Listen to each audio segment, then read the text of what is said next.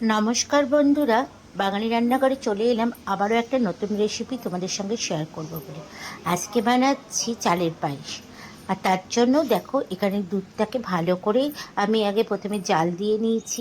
আর একটা কাপের মধ্যে 1 কাপ চাল ভালো করে ধুয়ে দুধের মধ্যে দিয়ে দিলাম। আগে কিন্তু প্রথমে দুধটাকে একটু গাঢ় করে চাল দিয়ে নিয়েছিলাম। এইবার কন্টিনিউয়াস একটু নাড়তে থাকবো, তা না হলে চালটা না দলা পেকে যায়, এই কারণের জন্য।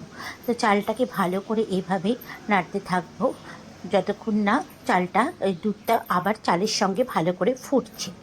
এইবার আমি দিয়ে দিলাম 3 থেকে 4টে তেজপাতা, আর দিয়ে দিলাম এখানে 2 থেকে 3টে এলাচ থেতো করে, তাহলে একটা খুব সুন্দর এলাচের গন্ধ বেরোয়।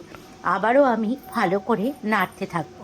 এইবার যতক্ষণ না আমার চালটা সিদ্ধ হচ্ছে ততক্ষণ অবধি কিন্তু এটাকে এরকমভাবে নাড়তে থাকতে হবে, তা না হলে কিন্তু চালটা দলা পেকে যাবে। তো এইদিকে দেখো, আমার অনেকটাই চালটা বেশ ভালো সিদ্ধ হয়ে গেছে। যতক্ষণ না সিদ্ধ হবে ততক্ষণ কিন্তু তোমরা চিনি দেবে না। চিনি দিলে পারেই কিন্তু চালে আর সিদ্ধ হবে না। তো এখানে আমি 1 কাপ চাল দিয়েছি, যেহেতু সেখানে 1 কাপ আন্দাজ করে মেপেই কিন্তু আমি চিনি দিলাম। এবার দেখো কতটা গাঢ় হয়ে গেছে এই চালটা। এবার পায়েসটা আমার একটু ফুটতে দেব। ফুটতে দেওয়ার সঙ্গে সঙ্গে আমি দিয়ে দিলাম কাজু আর কিশমিশ।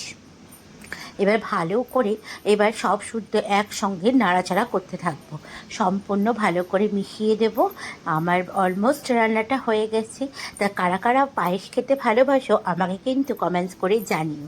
আর আমার এই রেসিপিটা তোমাদের কেমন লাগলো ওটি অবশ্যই কমেন্টস করে জানাবে। তো হয়ে গেছে আমার চালের পায়েস।